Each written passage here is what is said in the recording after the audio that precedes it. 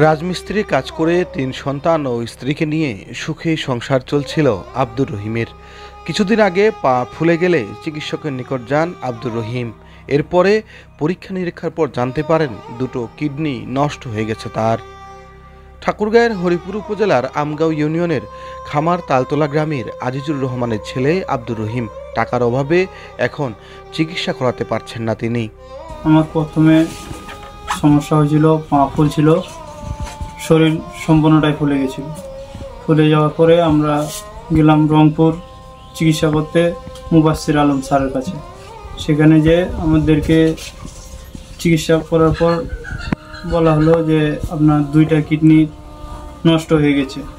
সেখান থেকে আমরা আসছি বাসায় আসে আবার গেছি দিনাজপুর যে আবার রিপোর্ট করাইতে গিয়ে আমার প্রায় 70,000 টাকার মতো খরচা হয়েছে। সেখানে ফজলুল স্যারও বলছে যে আপনার 2টাই কিডনি সমস্যা হয়েছে, আপনার আল্লাহ যতদিন তৌফিক রাখছে ততদিনই থাকবেন, আর না তো আপনাকে কিডনি ট্রান্সফার করতে হবে।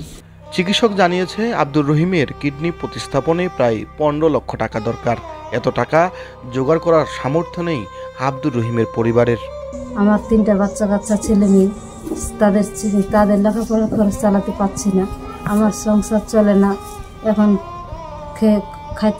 খেয়ে দেয়, এখন দিন যায় না, আমাদের অসহায় হয়ে গেছি আমরা। আমাদের চিকিৎসা করার মতো, সংসার চালার মতো কোনো উপায় নাই, নিরুপায় আমরা এখন। আমাদের ছেলে মেয়ে নিয়ে, বাচ্চা কাচ্চা নিয়ে, স্বামী নিয়ে আমাদের যেন আমরা সংসার চালাইতে পারি, আমার স্বামীকে চিকিৎসা করতে পারি। ছেলেকে বাঁচাতে অন্যের বাড়িতে কাজ করছেন আব্দুর রহিমের বৃদ্ধ বাবা। সহযোগিতা চেয়ে ঘুরছেন মানুষের দ্বারে দ্বারে। এই অবস্থায় আব্দুর রহিমের পাশে দাঁড়ানোর আহ্বান প্রতিবেশীদের। আর কিডনির সমস্যা, বুঝলেন, আর্থিক অবস্থা কিছু নাই, খেটা খায়, অনেক টাকা খরচা করলো, কিছু আর সম্পত্তি নেই। এখন মনে করেন 15 লাখ টাকা খরচ হবে, কেমন করে কি করবো? সে সংসার 15-16 লাখ টাকা খরচ হবে, সে সংসার চালিয়ে তার এই শারীরিক সমস্যা, 2টাই কিডনি ড্যামেজ, সে কিভাবে সংসার চালাবে আর কিভাবে চিকিৎসা করবে? আপনারা সহযোগিতা করার জন্য আপনারাকে অনুরোধ করা হচ্ছে।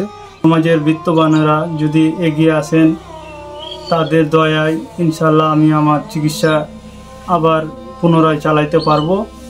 এবং যদি কেউ ওরকম দয়াবান থাকেন তাহলে আমাকে সহযোগিতা করবেন।